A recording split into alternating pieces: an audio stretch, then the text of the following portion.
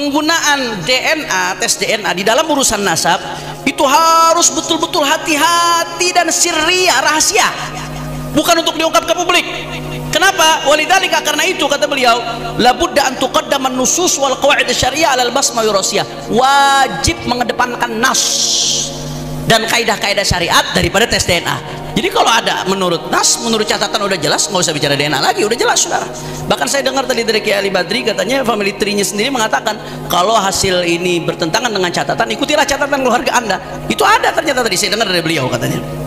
Yang ketiga, ini penting nih, yang lagi rame, la yajuzu syar'an al-i'timad al-basmah wirathiyah fi nafyi nasab. Tidak boleh secara syariat ya berpatokan kepada basmah wirathiyah, tes DNA untuk menafikan nasab, nggak boleh.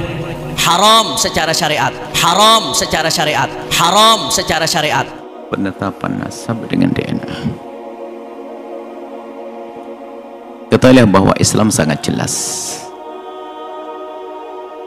Di dalam menetapkan nasab ada ilmunya. DNA tidak masuk dalam hal ini. Dan justru bahaya sekali kalau sudah orang masuk pembahasan-bahasan seperti ini. Urusan nasab jangan dihubungkan dengan urusan DNA. DNA baru berguna nanti adalah misalnya untuk masalah kejahatan, untuk mencari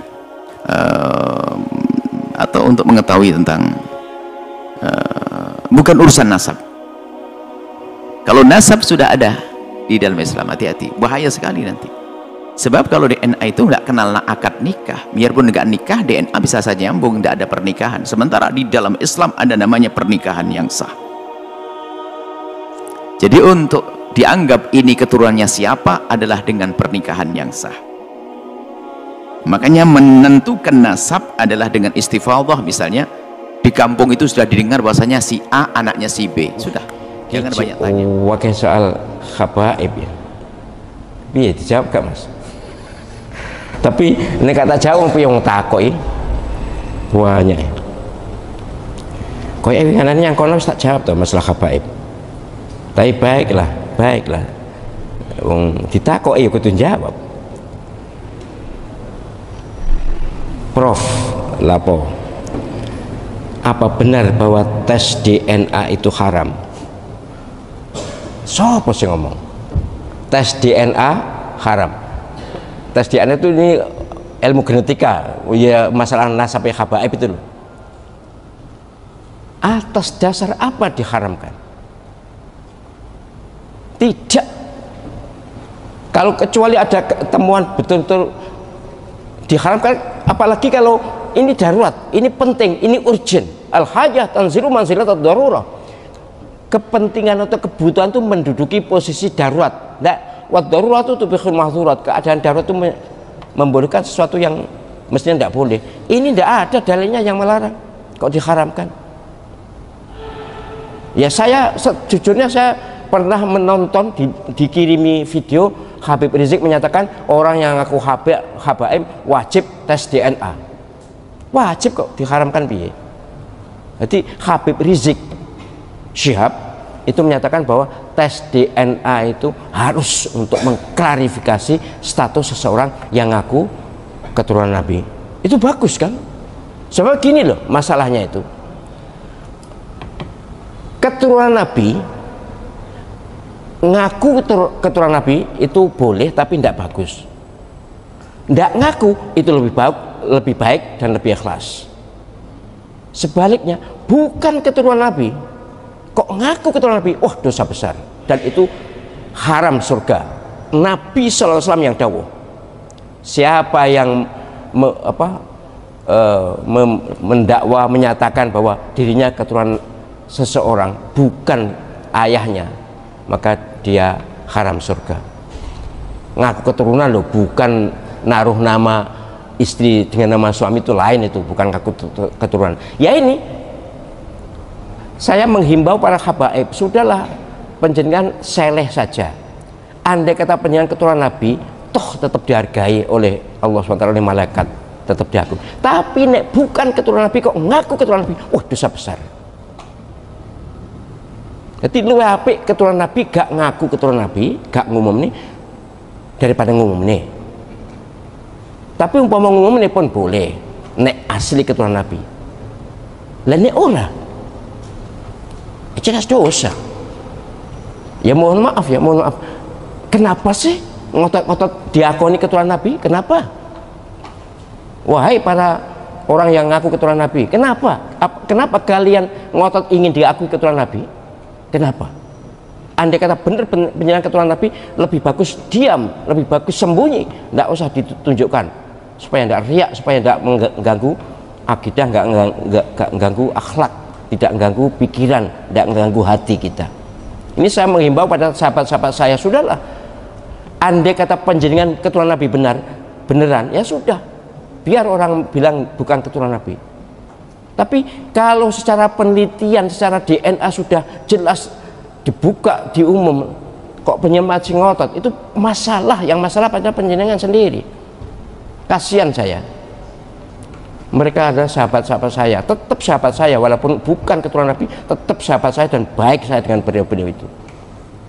Perkara sing kelakuannya gak cocok karo tuntunan Nabi, itu urusan pribadi, tapi yang jelas kita ini menghormati pada semuanya. Ini benar saya himbau, muka-muka mari ini wis gak ono sing takut masalah Habib meneh.